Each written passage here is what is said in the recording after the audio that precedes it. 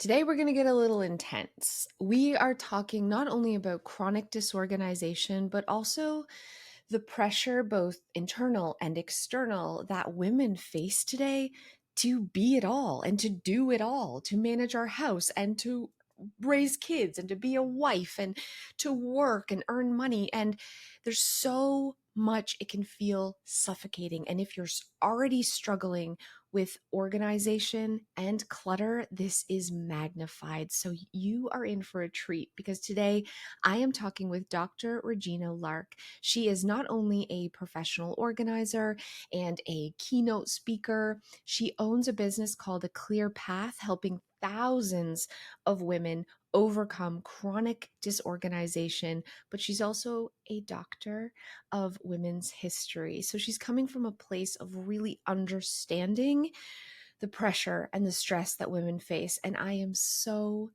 ecstatic to talk with her right now. So, welcome, Regina. Welcome to the Clutterbug podcast. Thank you so much for being here. Thanks for inviting me. This is so exciting. I'm actually really thrilled to talk to you because not only are you a professional organizer with so much experience and knowledge, and you really specialize in like ADHD strategies, which I love, but I'm mostly excited that you have your PhD in women history because this is something I don't get to talk about with a lot of guests that I would love to talk about with you, which is this pressure that's being put on women. I think it's even magnified today because of social media to do it all and be it all. And so not only do we have the physical tasks that we have to tackle, but we have the mental load that we carry and all the invisible tasks. And now we have the pressure to be amazing because we see all these other women in their perfect houses, in their perfect bodies, with their perfect children. And their perfect careers. And it's like, why can't I manage to get the dishes done? Yeah. Well, I'm going to encourage your listeners to really disrupt the narrative on the word perfect because Yeah. actually that's a perception. It's the perception on the person who presents themselves. This is my idea of perfect.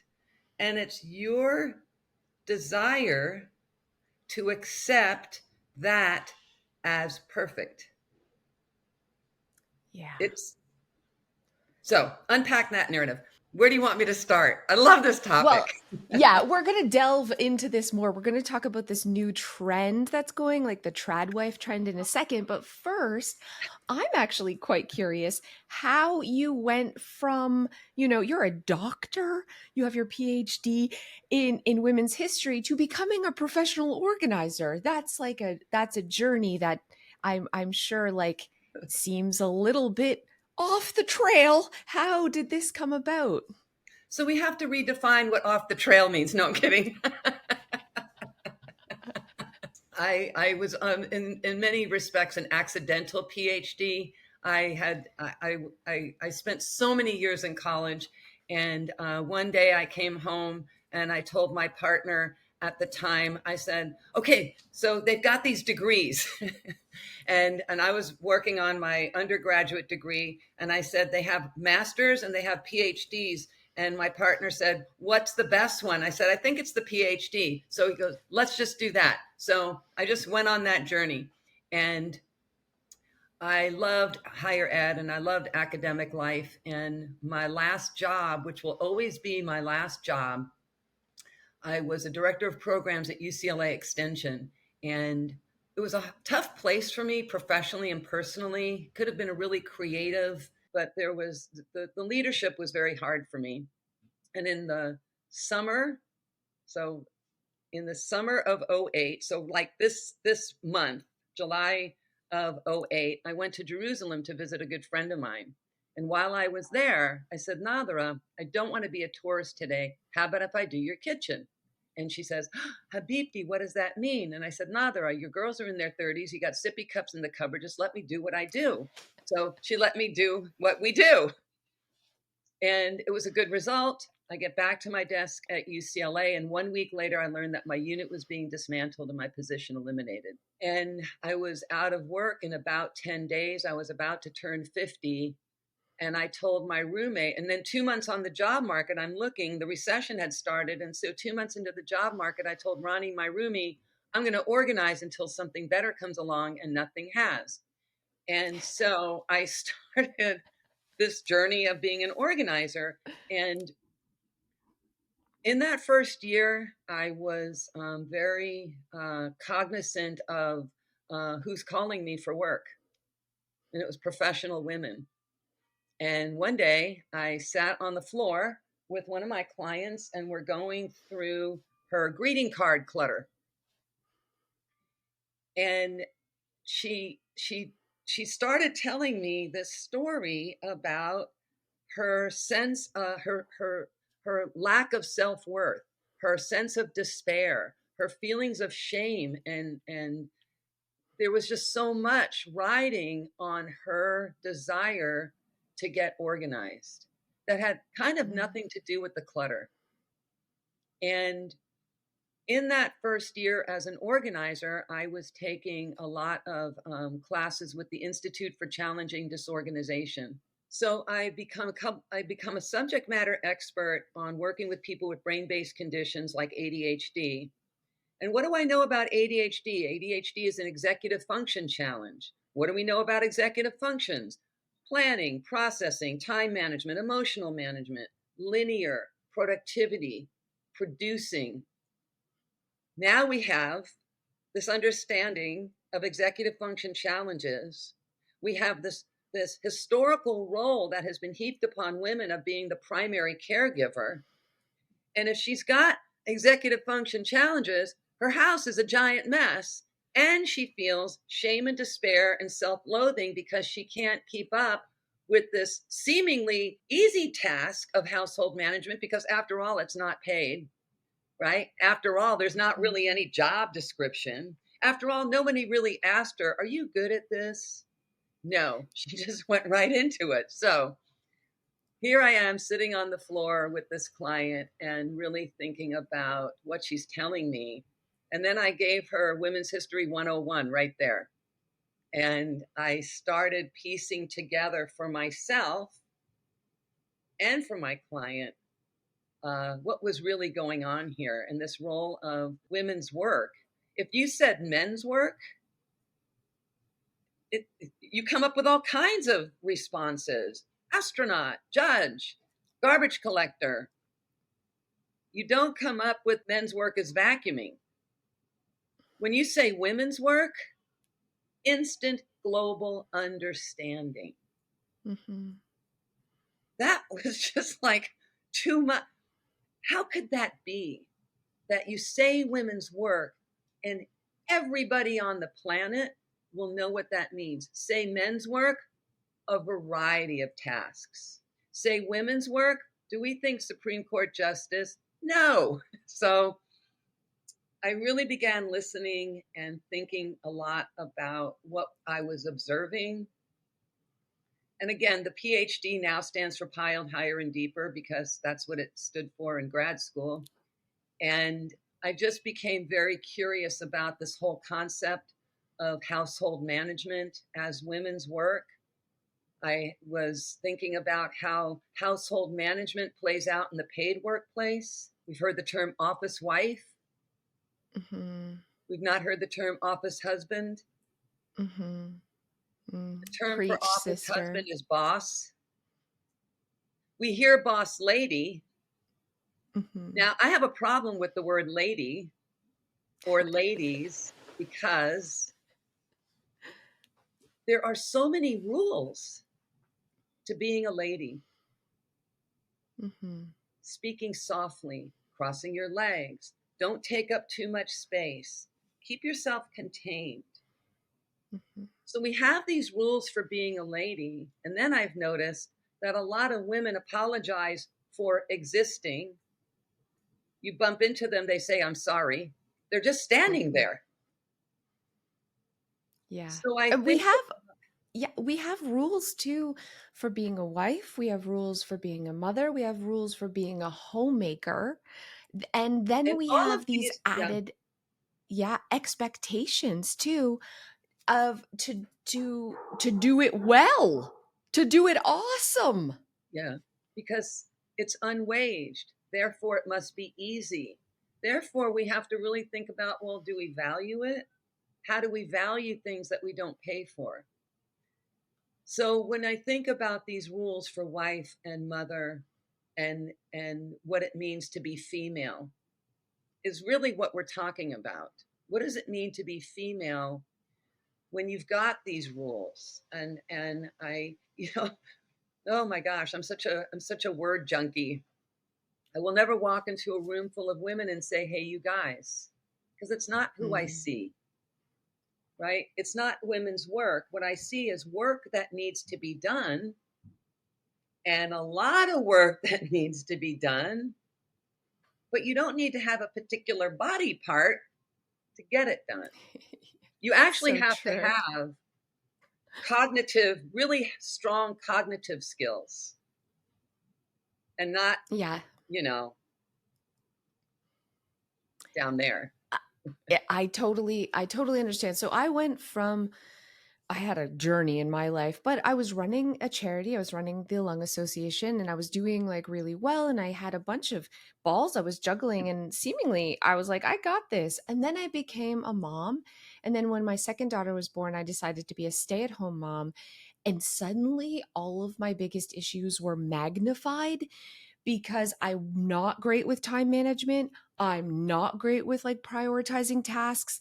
I really suck at self motivation. So I didn't have a boss. I didn't have like, Right. Right. deadlines I had to hit. Now I got to make my own deadlines. And I was so distracted. I was also putting so much pressure on myself. I was like trying to sew them dresses and make them hair bows and things and like make them little matching tutus. And also, I wanted to make things from scratch and I wanted to cook and I Yeah. wanted to clean and I wanted to. And then I just look around and my house is trashed. I haven't showered in 2 days. I have no idea where my car keys are. And I'm just like, I'm a failure. I Oh, kid you no. not.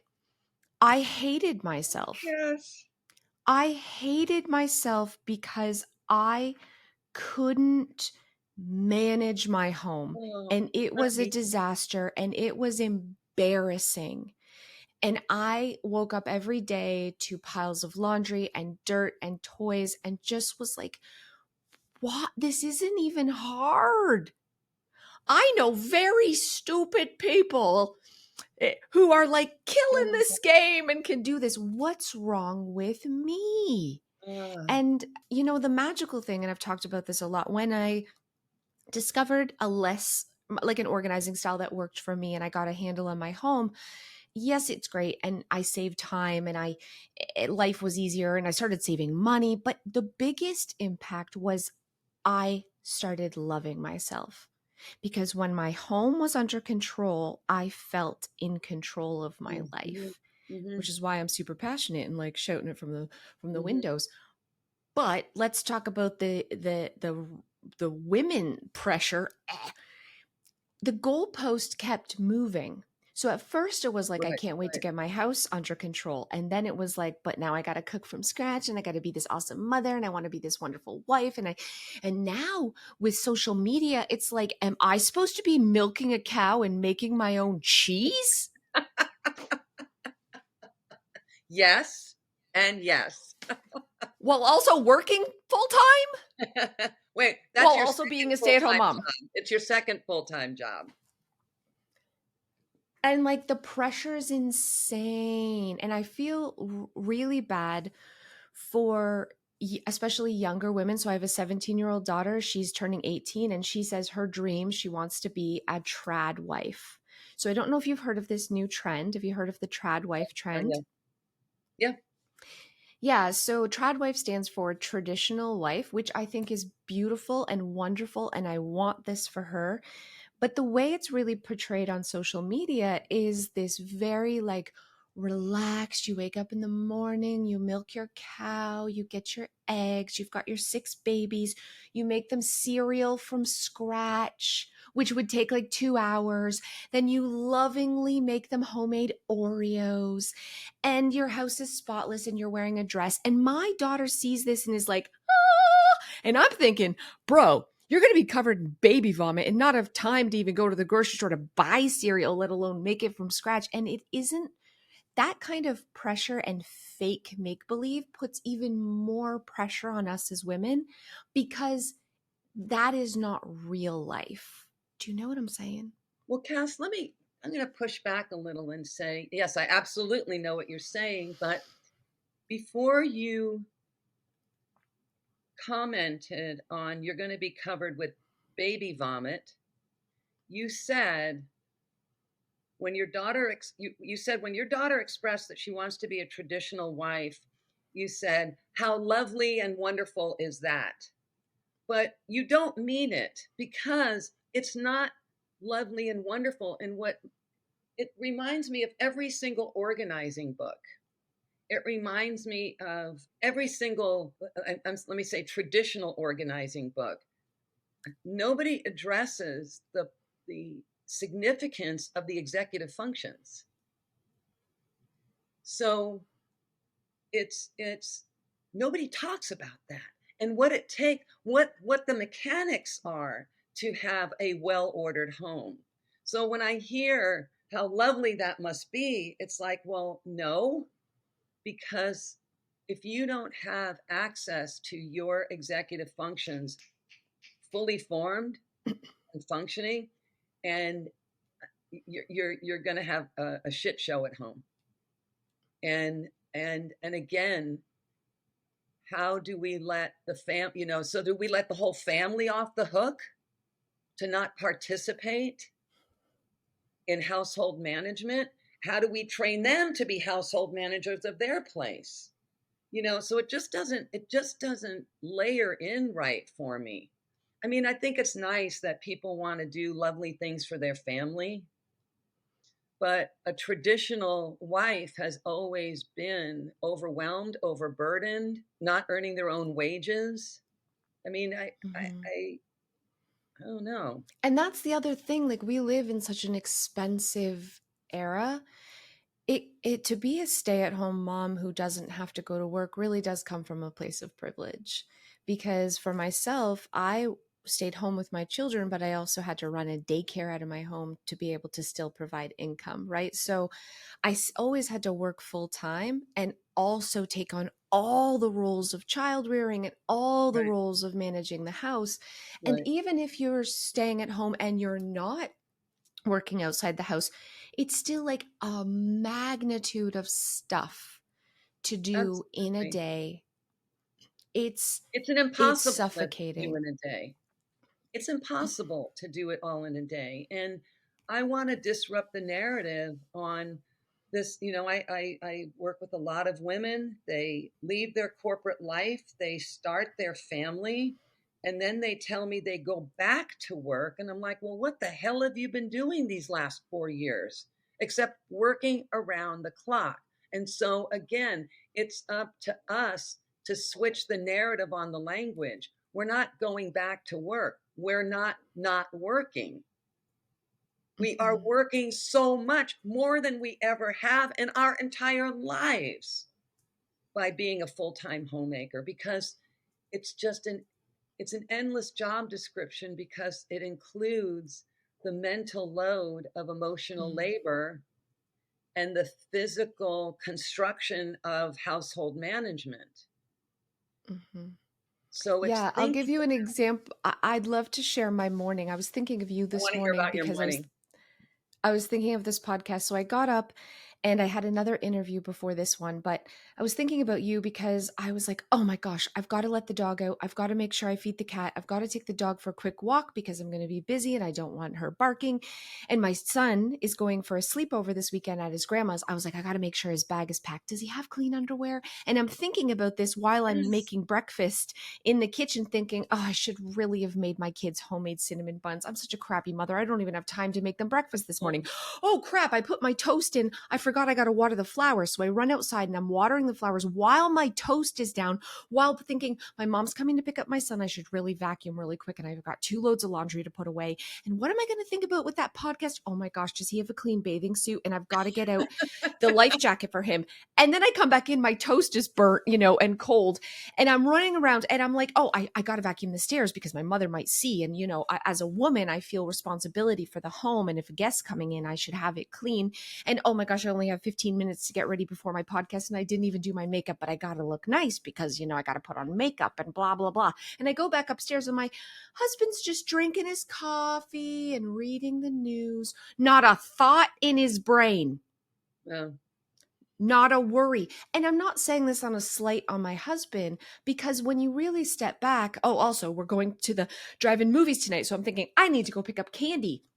I got to inflate the air mattresses and I got to set up the beds in the back of the vehicles. And all of these thoughts are going on at the exact same time in like a 5-minute time. right. And a lot of this is self-imposed expectations I put on myself too. Well, culturally I too. don't It's have not to just clean you. before. Yes, it's social pressures. I don't have to clean before my mother comes. My son is more than capable of packing his own bag. And guess what? If he forgets his underwear, he's got to not wear underwear. Like, I take on so much of the role of managing everyone that I'm exhausted and it's 7:30 in the morning. Right. Stop it. Stop it. You ever see the Bob Stop. Newhart? Bob Newhart, goddess rest his soul. He had a really, really good skit, and it was called "Stop It." And he's a psychiatrist, and the premise is $5, 5 minutes. So the woman sits before him, and she talks about an eating disorder, and he goes, "Well, just stop doing that behavior." And she said, "What?" And he goes, "Well, if it's making you uncomfortable, just stop it." You know, it's like, I mean, I again, it's I would love to stop. I would love to stop so, it. like, Um, so how do you enjoin the family to be partnering with you on mhm, household management? And even the women that I've met that are the most organized and really are at the top of their game in managing the household, managing their professional lives, they're also exhausted because mhm, now everybody looks to them. Well, you know how to do it better. Clearly, she does know how to do it better, but that's not equity. That's not equality. So, oh, because she's good at doing all of it, she should do all of it. I mean, I don't know. We gotta think about having very, very different conversations with the other adult in the household to start with. mhm. Yeah, I think it's twofold. One is like but it's the same thing actually. Not only do I need to let go by delegating, but I need to let go by also being okay with not juggling all the balls. It's Right. okay if my house doesn't look perfect before a guest comes over. It's okay if I don't make cinnamon rolls for my kids. They're more than capable of pouring themselves a bowl of cereal. It's okay if I don't play with the dog, if she barks a little bit, whatever. It's okay if he doesn't have a bathing suit. He can swim in his shorts. With Like a dog? I put You put a bathing suit on the my dog? son when my son's going away for the weekend, and I was so stressed that he didn't pack a bathing suit, and I'm running around like an idiot. But a lot of this is self-imposed pressure I put on myself and societal pressure Yeah, to don't do take all it of less these off things well. yourself. Take it less off yourself. It's not you. You were raised to notice. You were raised to do the work. It's I want women to quit blaming themselves for taking, because then that's another thing you're taking on. The blame Mm. of doing it all. So again, I don't blame women for anything. I never do. I never will. Because we are raised in a culture as our sisters before us and as their sisters before them and their mothers before them. It's almost part of the DNA of the body, but it's certainly Mm, part of the cultural DNA. And that's mhm. a big thing to have to fight. So, Yeah. And I think you're right. I think it's both cultural and it's something in my DNA. I mean, when I was pregnant, all I wanted to do was nest. I care more about the state of my home than my husband. I do. I want it to be pretty and cozy, and I like throw pillows. He couldn't give a rat's patootie about stuff like that. That's built in me to want to feather my nest. I want to, nourish my children with healthy foods, and I enjoy cooking and baking. This is like ingrained in me, and also all the cultural pressure put on it, but also I got to work full time and run a business, and I got to be a woman and a man no, you just in have the to be a traditional woman. senses. I'm not saying it like, but you No, know what what I I'm mean, in saying, the like, we again, I want us to use different language. We're not being a woman and a man. We're not being the we're being our whole amazing selves because men aren't doing the kinds of work that we do. I I I I I, I and I don't I know bash some women. men are. We're not going to get mashy. Let's not I know. get I just man don't bashy. understand why if it's important to you to have a well-ordered home, I'm not quite rhetorical you. I'm not Hmm. clear why the other adult in the household doesn't honor that it's important to you, so let's make it important to us. I don't get that Hmm. part. I was Yes. brought in to help organize a home, and the wife called me in, and I'm sitting on the couch with her and her husband, and the island in the kitchen was just a cluster. It just had everything on it: bananas, electronics, everything, baggies, a diaper. And I said to her, "How do you feel when you look at that?" And she was just, "I hate it. I'm embarrassed, shameful, blah, blah." I looked at him. I said, "How do you feel when you look at that?" And he goes, "It doesn't bother me." And I said, "How come her pain isn't your pain? And you're not sitting here saying, Regina, what will it take to make this right?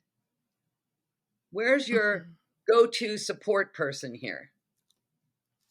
And he Okay, but said, listen, I'm also "Go ahead." sorry. I feel like I need to challenge you a little bit here because my husband like cares about the grass and the lawn and the weeds in the garden. Like he gets really stressed out if it doesn't look really good, or if it like if the mailbox paint's chipping off and stuff. I don't care about that stuff. Right. But I could be out there helping him garden and helping him, but like I'm not I'm listen, I'm all for men and women need to be equal roles, but sometimes I do think as women we put more pressure than necessary on ourselves to have everything perfect all the time. Do you know what I'm saying? I don't blame women for that at all. I really don't. The role, the tasks that your husband does are not 24/7 like the tasks that you perform. So again, and again, that's stuff he loves to do. You don't have that privilege of doing only the things you love to do. So Oh man, that's so I'll true. push right back. How cool it is that he gets to do everything he loves to do. I'm so happy for him. Mm, What yeah. if you only baked? Mm. Oh gosh. Wouldn't that be Wouldn't amazing? you love that? And Oh then my maybe he can god. help you bake. Oh man, I love it. We're tiptoeing on man bashing right here because No, there we're are a not. lot We're of tiptoeing on there's women's lives and women's realities. We're not male bashing. We're asking them to step in and partner. Period. mm. Let's move on to chronic disorganization, which is something that I mean, I want you to define it, but I know this is something I struggled with for the first 30 years of my life. And I Mm. did have undiagnosed ADHD. I don't think you have to have ADHD to really struggle with chronic disorganization, though. But if you could share like what that is, let's jump into that. Well, thanks. This is a big topic because it's an important topic because if we get back to this idea of household management and household labor, if somebody is chronically disorganized and she's female and she's got this cultural ideal, she's going to have that shame. So, chronic disorganization is a term that was coined by a thought leader in our industry, Judith Kohlberg. And Judith and her cohort, her colleagues as organizers 30 years ago, they're going into homes and they're seeing types of clutter that they've just never seen before. They don't see it in their own homes, and they just see lots of miles of piles and paper clips and tchotchkes everywhere. And what these women did is they coined this term chronic disorganization to describe the chronic nature of of our lives, the chronicness of the disorganization. And you're right, you don't need to be diagnosed with you don't need to have ADHD to live in chronic disorganization, but the chances are very, very good that you have executive function challenges. And executive function challenges as a hallmark of chronic disorganization, it's a hallmark of ADHD. Executive function challenges can show up when you're undergoing major life transitions, marriage, death, birth, divorce, cancer, COVID. These things, even the most organized person, when that comes into their life, they could come off their game. They're just like off their Hmm. game. You Any said, change, like you get a new job, any yes, change, any. yes, change, transition. Mm, Transition. Big, marriage, death, birth, divorce. Small, wake up, get dressed, walk the dog, go out the door, right? It's the micro transitions and the macro transitions. If you have these executive function challenges, which means that you have a hard time planning, sequencing, processing, you probably are really struggling with time, your relationship with time. And I point to my chest when I say that because when you have strong executive function skills, you have a good internal time clock. I can put something on my calendar a year from now and I know that I can plan that far ahead. Folks with executive function challenges have a hard time planning past the weekend. mm. So Plus the day yeah. sometimes. I mean, and hearing you're catching up to your son's weekend away, it was probably on the calendar for a while, Oh, for but sure. you you you shine at coming in at the last minute. You Yes, will I have it do. together. You will. I know that about you.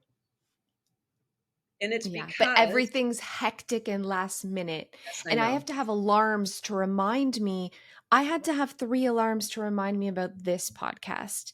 And I knew, but then I forgot again. And I knew and I'd forget again. Like I will forget within an hour. I'll know it and it's gone from my brain. Yeah. So when there's the executive function challenges, there's probably going to be a lot of clutter. And to manage things at home, it's, you take it out, you put it away. You open the mail in the same spot every day. There are things that we want to try to habituate.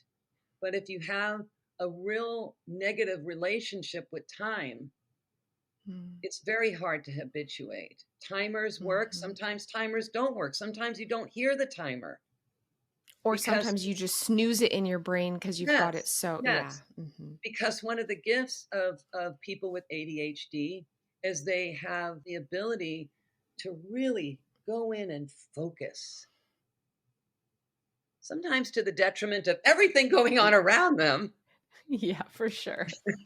but I they like have, won't eat or sleep right. or I could sit for 12 hours and code a website Yeah, without even realizing it's yeah, been 5 minutes. Yeah, yeah, yeah, it's yeah. bad. So it's a real challenge for folks to live with that.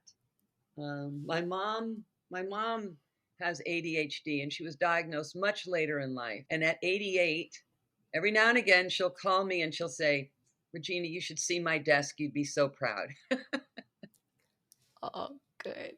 I know. Yeah, let's talk about some strategies. Like, I can share some strategies that really helped me. I didn't know Yes. I had ADHD until years after I got my house in order. Here's the biggest things that work for me. Really, there's three things that changed my life and got helped me get my home under control. And the first is I had to have way less stuff, like 80% less stuff, because I can't, man, I have too many things going on in my brain. I told you about my morning. Like, I can't also have stuff everywhere. I had to be ruthless. I had to fight like a warrior for my home. I had to get pissed off, really Right. mad. And like, I'm sick of picking this up. I'm sick of looking for this. I'm sick of moving this. I'm sick of my house being a mess. And I just started filling trash bags like a maniac for a year. Oh my God. And then I had like everyone's like, you can't put stuff down. Mom's gonna throw it out. Yeah, I am because I'm not capable of managing a ton of stuff. Like I can't. I had to ruthlessly declutter. So that was the first thing. The second thing is I had to rely on muscle memory to put things away. I am not a naturally tidy person. If I'm done with something, I set it down without even thinking about it. And I became blind to the mess until I saw it and then I would like, "Oh my gosh, everything's a mess." So I had to rely on muscle memory. And how I did this was I would set reminders throughout the day, so stupid, to do little 5 minute pickups. So I'm like 5 minute pickup. Oh, I gotta, and I didn't want to. Oh, I gotta tidy the bathroom. Oh, I gotta tidy the bathroom. So I'd pick up my toothbrush and put it away, and I'd pick up my brush and put it away, and I'd pick up my makeup and put it away. But that movement of picking up, putting away, picking up, putting away, Yeah. repeat, Yeah. repeat, repeat, Yeah. repeat. Now, when I'm done with my toothbrush, You I just put just it there. automatically put it away. I Nice. had to train my brain to have the muscle memory. So that was the second thing. And then the third thing I had to do was I had to be consistent with the three main things. I could not go to bed without doing the dishes. I could not go to bed without doing a quick tidy up, put things away. I could not go to bed without doing one load of laundry a day. I have three kids. If I don't do a load of laundry a day, shit's getting bad. So those things like saved my freaking life because when my home got under control, I felt Right. better about myself. And when I felt better about myself, I was approaching life from a positive state. Yeah. And every other aspect improved. So I'm just ranting. I went on a whole thing. I'm real passionate about this. But do you also have strategies for tackling chronic organization or getting started if you're struggling? Like, how you don't, I truly believe you don't have to be like, well, I suck at it. I'll just live in filth. Right. That is not the reality. I give you so much credit for figuring that part out. The the letting go of what you don't need, the need to develop muscle memory, and you do what I call the 10-minute sweep. So at the end of the day, it's either getting the dishes done, putting a load of laundry. You're probably doing all of this. The dishes, the laundry, but it's getting ready for the next day is really what you're doing. You're getting ready for the next day. Yeah. So, yay you. That was big. You Thank had you. you Yeah. had to figure that out for your own mental well-being, mental health and well-being. So, other strategies, those are great. If you live alone, and you keep getting backed up, or if you're a single parent, then I would see there's a couple things I would do. First, I would make a list of all the, like, look at your week and what's typical of your week. What happens in a week? There's tasks that have to be done or that you want to do every week in your home. Write down that list of tasks. Then, without filters, without giving it much thought, write down how long you think it takes you to do the task. Just, Mm. just brainstorm. Just let it rip. And then start timing yourself on some of the tasks. And just get a sense of your relationship with time. Because in order to, one of the you said it took you a year to rid the clutter. So start timing yourself. One of the reasons why folks have a lot of clutter is because they often don't know how long it takes them to do anything. Mhm. And if you have clutter, you probably have lousy relationship with time. So for me, the best and first place to start is, where are you in your relationship to time? So make a list of what gets done, write down how long you think it takes. If you believe it takes 5 minutes to take a shower, time it. You want to figure out where you start getting backed up in your day. It's good. Yeah, I mean, I did this intuitively too. I love that you're Yeah, saying that because I yeah, have a tendency to over and underestimate everything. yes, So when I first did this, I wrote down, I actually did this. I love that you put this. I thought like emptying the dishwasher was 15 minutes. Turns out it's 3. yeah, I thought that you know, putting away a load of laundry was a half an hour or an hour. Turns out it's 5 minutes. So yeah, I was procrastinating things yes, because I yes, overestimated the things that really sucked. But I also underestimated how long it took me to get ready and how long it took me to get out the door. And so I right, was chronically late because I wasn't realistic with my yes, time of how long it took me to get ready. yeah. Well done. It's true. I mean, Yeah. I tell people, become a drone and hover above you and Mm, around you, and just, what the hell are you doing there? yeah. And if you live, and again, if you're a single parent, another solution I have is to create a pod of single parents and have one Costco run, It's good. have somebody managing carpool. We've got to connect with each other on this, because it's too much for one person to do it alone. And then if we're living with somebody and the house is chronically disorganized and neither person has strong executive functioning skills, I would make a list of all the tasks that each person does, see where you can create a bit more equity in the chores list. And then, instead of delegating to the person best suited for the job, consider taking on the art and practice of radical delegation. When Mm, we delegate to the person best suited for the job. That's when we hire people on and in our paid workplace, we're hiring the person that does the right job. Radical delegation is delegating to get the work done, not because that work is done by someone who's best at it. So it's coming to terms with, we have to get this done. Neither one of us wants to do it. mm, So how do we get it done? Do we mhm. outsource? Do we trade off? Do we do it and go on YouTube to learn how to do it good enough? Yes. Again, what I hear in households is, what's that called? Have you heard weaponized incompetence? Yeah. Oh God, I live with this So you all know what I mean? day. So when we're talking about strategies for chronic disorganization, it's often a household issue.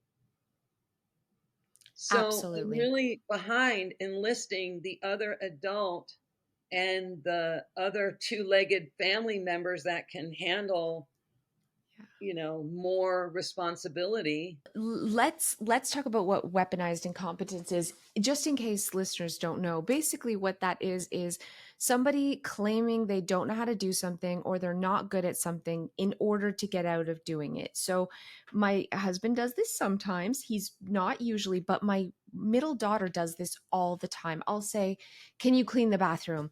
"Oh, I'm not sure." Or she'll purposely kind of do a crappy job and leave the mirror all streaky and say, "I just don't know how to do that. I didn't know, I don't have any idea how to do that." And then I'm like, "Well, it's more work to explain it to you and go step by step, and you're going to do it badly anyways, so that I do it over next time." And this has got to be recognized because a lot of people do this. You know. They either claim they don't claim ignorance, they don't know how, or they'll purposely do a crappy job so that they don't have to do it again. So Struggle's for the real. person who is traditionally doing the job and doing it well enough or perfect, the person who is looking to shed some of the chore list, you want to come up with good enough as well. It's not Mm, a crappy job, it's good enough. yeah, We have to dial that's back good. because again, we're going to see crappy job as a reflection on us ultimately. Hmm. It's true. When the bathrooms I have know. streaky mirrors, I'm like, I can't have a house with streaky mirrors. What will people think of my mirrors? And also, I don't want to look at streaky mirrors, I know. but I got to let go. I got to let go too. Yes. So it's how do you integrate the desire for order, the knowledge that not everyone is good at the tasks. I mean, what is important?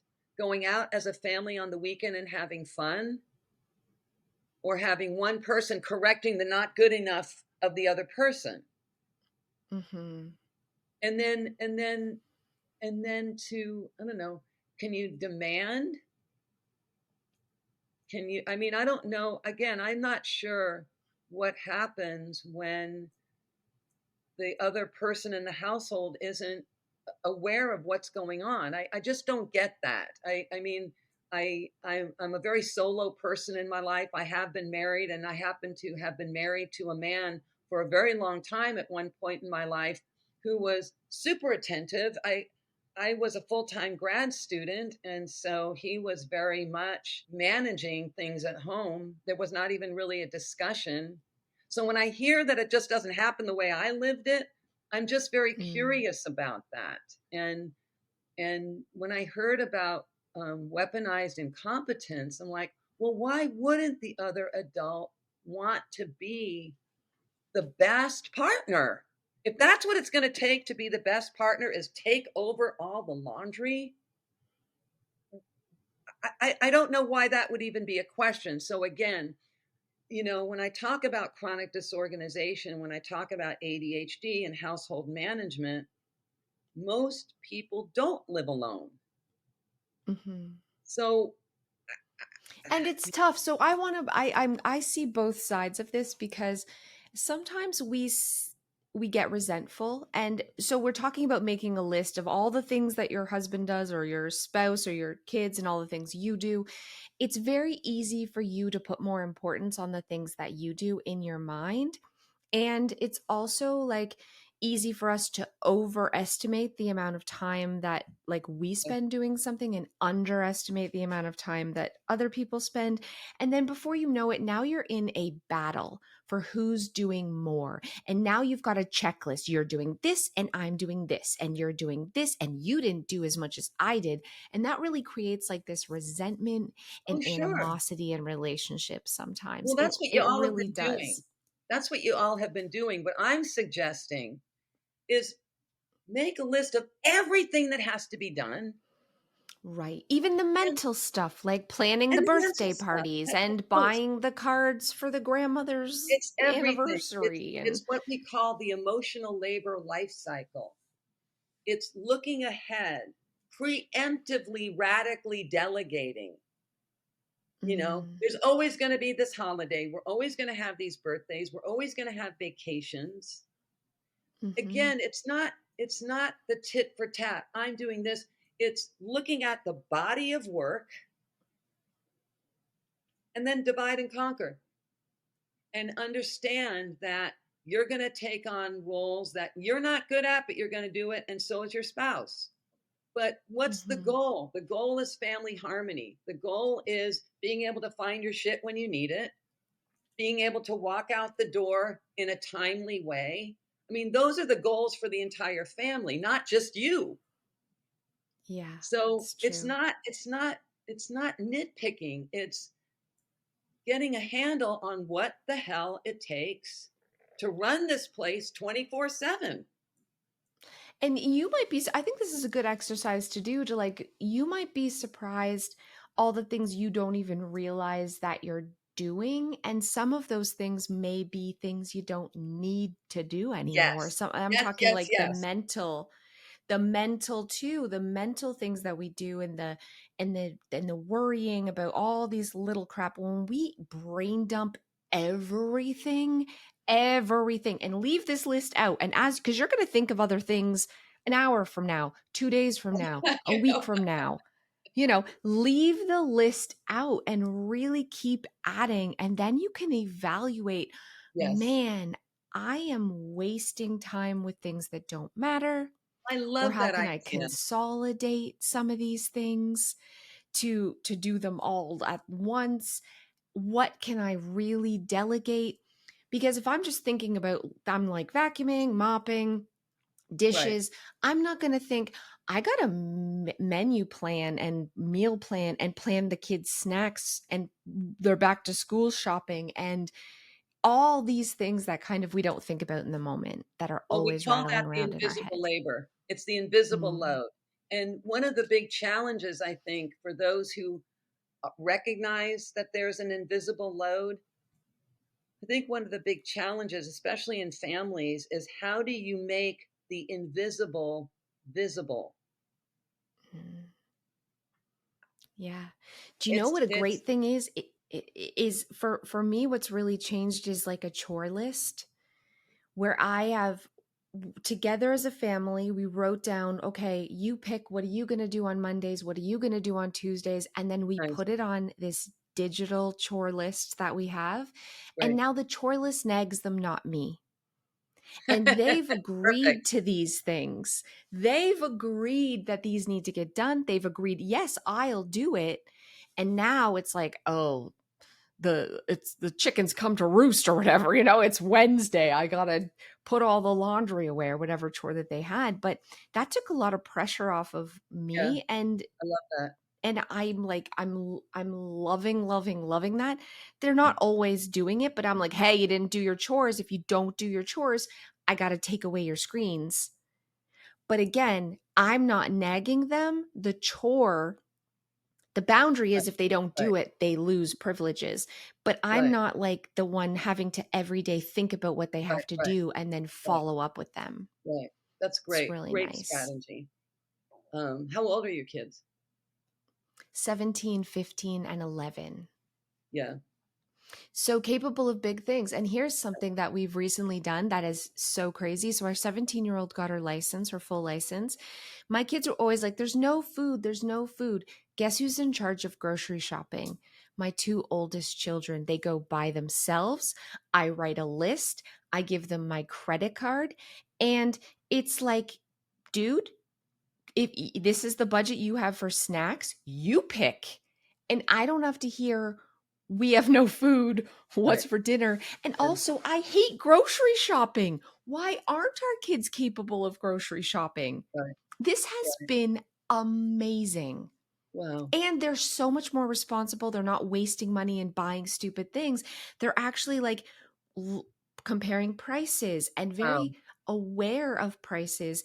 And so I'm teaching them a life skill at the same You time. bet. But I Life took off, skills. there's Life no, I'm skills. like, I just threw this big thing at them and I was like, you got this. You just got your license. Cool. Go grocery shopping. Bye. and it's You working get the Mom of the out. Year award.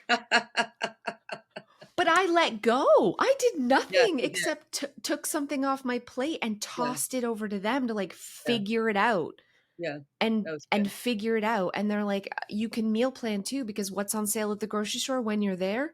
Look, figure it out. You're in charge. Right. Yeah, And they're doing great. yeah. Of course. Yeah. So Wow, that's yay. a great strategy. I'm also just a hot mess disaster in a million ways. But I think the biggest catalyst for me to like stop the self-hatred was the decluttering and the getting organized. Yeah, yeah, Changed my yeah, life, which is yeah. why I'm doing what I'm doing. And you are helping people, you're changing their lives and you're seeing it, which is why you never went back and got another job Or a because degree. or another degree because this is such a life changing Yeah, thing. yeah. When we can get our home under control, it affects every single aspect of our lives from relationships to finances to time and to self-worth. Well, and one of the things I really respect about what you've done is, and I don't know how you've done it, is that you have managed to really maintain the integrity of those missions, keeping clutter at bay, using your muscle memory, dealing with the stuff at night so that you wake up to a clean kitchen, those things. Somehow you have managed to maintain that way of life, which takes a lot of work because you have to be hyper vigilant to get it going and then to maintain it. Now you just keep taking things off your plate. That's good. Yeah, I'm a work in progress, but We I all think are. I have this I have this thing. I'm such a people pleaser that, and I know that about myself. I don't know if you've heard of Gretchen Rubin, The Four Uh-huh. Tendencies. This book changed my life, and learning that I was an obliger means that my motivation is to other people. Like I have to tie something to other people. So what I started doing was thinking about tomorrow me as a separate entity, thinking of tomorrow me as like my best friend that I don't want to burden. I don't want to make her life harder. That's rude to Right. say, "Oh, I'll do it tomorrow," because really I'm just making my best friend do it tomorrow.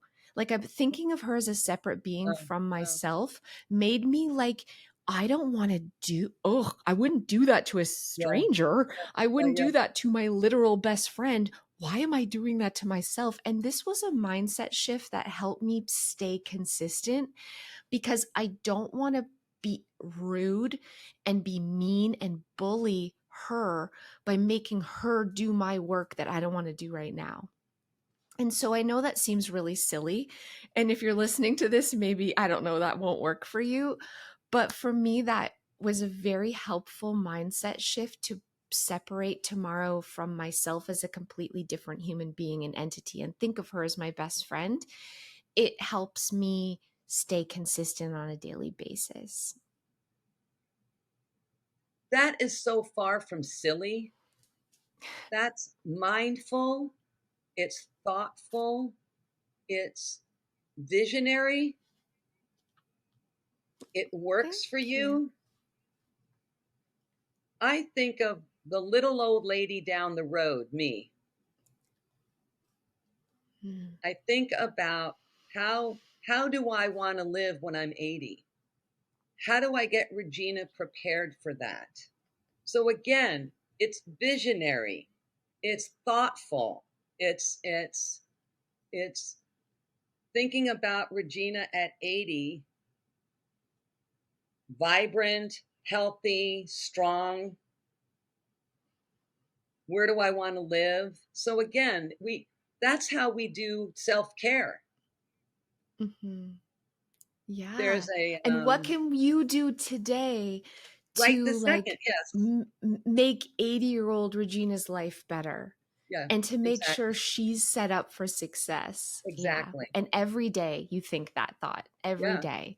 Yeah. It's beautiful. Yeah. Yeah. It's a different Yay, way of us. looking at life. Yay, us. We found a hack that and We found it's a a hack. simple one. It's just like continually thinking about ourselves a little Yeah. bit differently. Yeah. Like in the third person, is that what it is? I don't Yeah. Yeah. know. Yeah. Yeah. Yeah. It works. Beautiful. Well, thank you. I think you're amazing and so inspiring. And you've got some great talks on YouTube that I was watching that I'm definitely going to link down below. But Thank let you. my listeners know how they can follow you and how they can learn more about you and how you can help them really tackle chronic disorganization. Well, call me. I'll help you tackle it. Google me. I'm proof that nothing ever leaves the internet. And just go to a clearpath.com and find us there. And I'm going to put the link to all of your Thank business you. website and everything down below. So make sure you check out Dr. Regina Lark. Thank you so much, Regina, for joining me today. I Thank loved you. this conversation. Thank you. I think we need to talk more about just the pressure that women have and how we can take some off of Yeah. ourselves and how society needs to take some off of us too. Yeah. True. All right, you. What a pleasure this was. Thank you. And thank you so much for listening. I'll see you guys next time.